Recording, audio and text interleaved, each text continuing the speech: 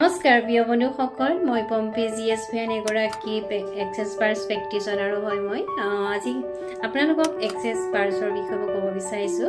প্ৰথম যিসকল ব্যক্তিৰ ব্লকেজ বেছি ধৰি লওক কাম কৰি আছে সেইমতে ফল পোৱা নাই, ধৰি লওক কিছুমান মানি ৰিলেটেড অপৰচুনিটিজ অহা নাই তেওঁলোকৰ লাইফত, ধৰি লওক মানি ৰিলেটেড অপৰচুনিটিজ ধৰি লওক ব্যৱসায়ৰ ক্ষেত্ৰতে হওক নাইবা জব যিসকলে বিচাৰিছে তেওঁ জব এপ্লাই কৰি আছে, তেওঁলোকে কষ্ট কৰি আছে সেইমতে জব এটা পাবলৈ সক্ষম হোৱা নাই।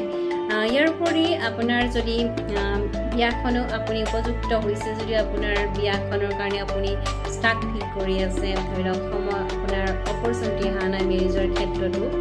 ইয়াৰ উপৰি আপোনাৰ হেল্থৰ ক্ষেত্ৰতে হওক বা ৰিলেশ্যনশ্বিপৰ ক্ষেত্ৰতে হওক, আৰু আপোনাৰ যদি অভাৰ থিংকিং হৈছে তাৰ পৰা এনজাইটি ইছ্যু, ডিপ্ৰেশ্যন, ৰাতি আপোনাৰ যদি টোপনি নহা হৈ গৈছে, টোপনি কমি গৈছে, তেতিয়াহ'লে এই এক্সেছ বাৰ্ছ ৰানৰ দ্বাৰা আপোনালোকে পজিটিভ ৰিজাল্ট পাব।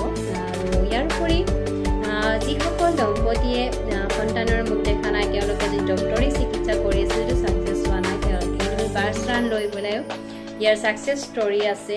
লগতে কেঞ্চাৰ পেচেণ্টৰো বহুত ছাকচেছ ষ্টৰী আছে, বাৰ্ছ ৰান লোৱাৰ ফলত তেওঁলোকৰ বহুত পজিটিভ ৰিজাল্ট আহিছে। গতিকে এক্সেছ বাৰ্ছৰ বিষয়ে যদি জানিব বিচাৰে, ল'ব বিচাৰে, মোক কণ্টেক্ট কৰিব পাৰে। ধন্যবাদ।